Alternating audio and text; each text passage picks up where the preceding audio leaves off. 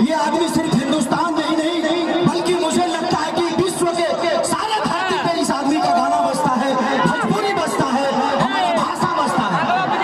तो सोचिए कि जिस दिन ये आदमी एक सांसद बनेगा, सोचिए कि हिंदुस्तान है ना अमेरिका तक ले कारा काट के विकास पूछे।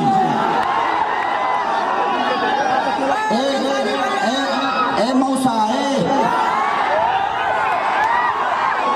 भाई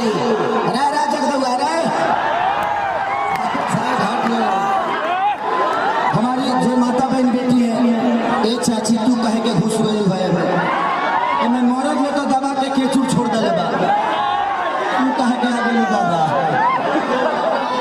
तो बस अपने भाई के लिए, अपने एक गार्जियन के लिए, एक भोजपुरी के सम्मान के लिए, एक भोजपुरी के इतिहास में ही है।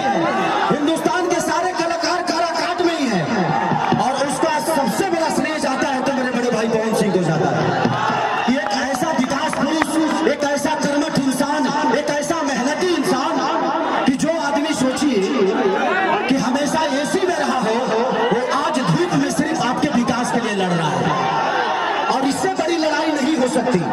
यहाँ नेता के बेटा नेता बनता है, नेता ही अपने लिए करते हैं, लेकिन इस इंसान को क्या जरूरत है? ये इंसान महीने का करोड़ों रुपया कमाने वाला आदमी आज करोड़ों का प्यार लेने के लिए आपके विकास के लिए लड़ रहा है। तो सोचिए कि कितनी बड़ी बात है और सबके बस की बात नहीं होती भाई।